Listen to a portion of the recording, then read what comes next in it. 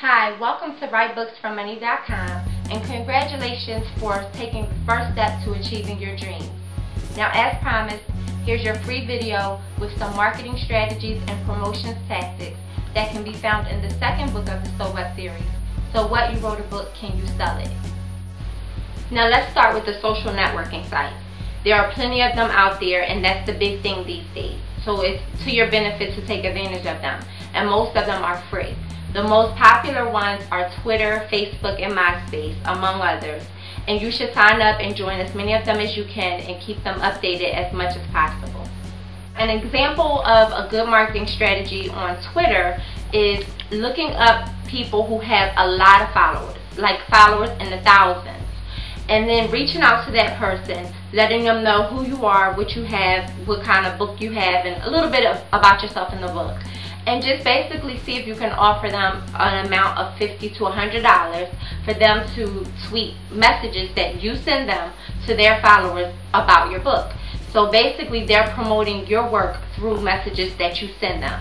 And all they have to do is retweet. So it's not a lot of work on their end. It's just a matter of you writing a message that you want to convey to your target market, sending it to the person with all the followers, and allowing them to retweet that message over and over and over again for about 30 days. And this is good for when your book is on its way out or if it's just in stores.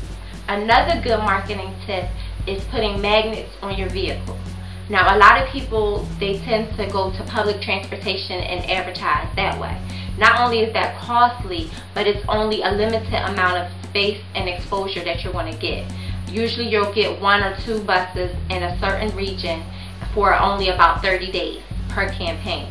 If you put the magnets on your vehicle, that's 24/7, 365 exposure. Also, you'll be going into multiple markets. If you're like me and you do book tours and book signings, sometimes you may drive to multiple cities. And why not have your magnet on your car going through those different cities and getting all of that exposure in all those different markets? The bottom line is you're going more places than that one bus.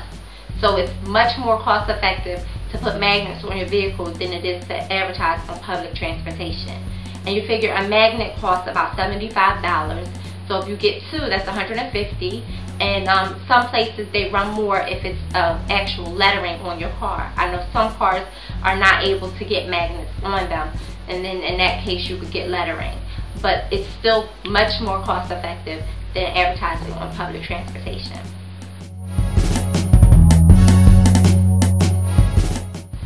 When it comes to release parties, most authors have, quaint release parties in small locations. They usually target them to readers and writers and people in the industry. But the way I see it, and in my experience, having a release party and marketing it as a party as opposed to just a book signing tends to get you more attendees and more book sales.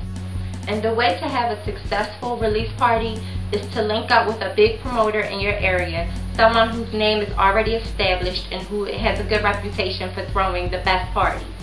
Link up with that person, let them know who you are, what you have going on, see if you can collaborate on an event. If they have an event going on around the time of your book release, why don't you just attach yourself to their event and call it your book release party?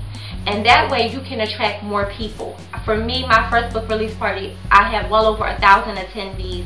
I sold well over 1,000 books in one night. I know a lot of authors run into the problem of having release parties that are free.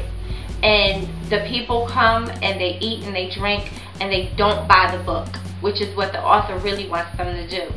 So if you charge a ticket price for people to come to the release party and allow the book to be included in that price, then you're much likely to get book sales than you are if you just have a free event and expect people to buy the book when they get there. Now what you do is you charge them the amount of the book. So it doesn't have to be anything expensive, or you don't want to break anybody's pockets. You just basically want to sell your book up front before they even get to the party. So for me, what I did, I charged tickets prices the same amount as my book, and I let people know that you're getting into the release party as well as a book. So there it sounds like they're getting more for their money, and also you're getting a book sale. And if you want to get more crafty with it, you have an Essence reporting store as your designated bookseller at your book party, and that way all of those sales that you get from those tickets go straight to Essence Reporting Store. That Essence Reporting Store will report that to Essence, and you're more than likely to get on the Essence bestsellers list. Because if you do it like I did it and you hook up with a big promoter and you get about 1,000 people come out, that's 1,000 books sold in one night. You're definitely bound to make the bestsellers list with that type of number. And most authors take weeks or months to reach 1,000 books. There you can do it in one night. And just to piggyback off the subject of promoters, another good way to get your name out there and get your book out there is by linking up with a promoter in your area, a big promoter. And these people are people who do events all the time on different occasions in your area. You want to link up with them and see when they're doing their next big event. And all you want to do is ask if you can be on the back of their flyer. They're going to get flyers anyway. Usually they get 5,000 per box, and that's about $300 for the 5,000.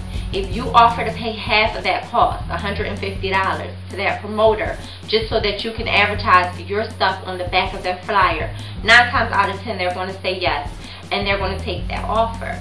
And then you're not only attaching yourself to one of the biggest names in your city and one of the biggest event planners in your city, but you're also getting yourself out there. And on top of that, you don't have to worry about distributing the flyers, because the promoter already has to promote that specific event. So he or she is going to have a street team distributing those 5,000 flyers. So you don't have to worry about trying to find somebody to distribute them for you. You don't have to get out there and distribute them yourself. You already have that in place when you link up with the promoter. So all you're doing is paying $150 and you're reaching 5,000 people in your target market.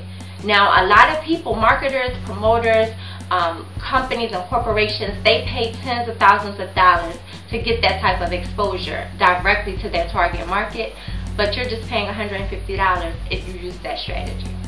The way to really connect with your fans and build a core fan base is by branding yourself. It's not just about your book or your product, it's about you, it's about your image. And a lot of people, they buy into you when they feel like they have a personal connection to you. And you give this personal connection by always attaching yourself to your product.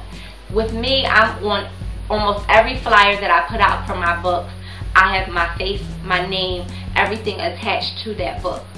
Simply because I'm building a fan base. I'm building a brand.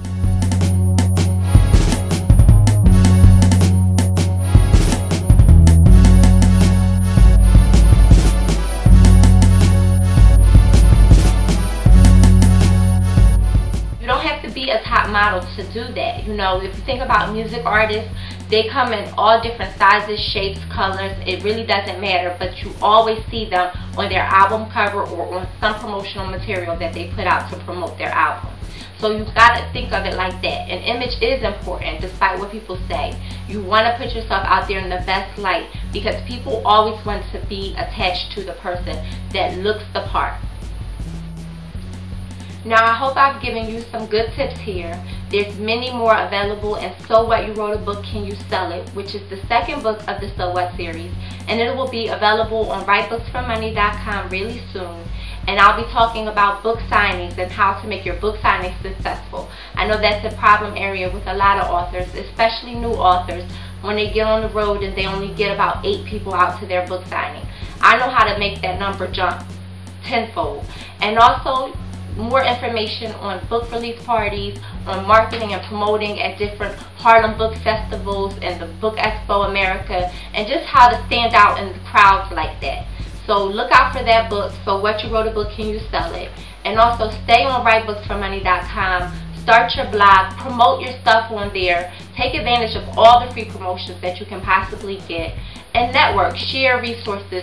It's about us coming together and helping each other get to the top. So thank you so much, and I hope to see you next time.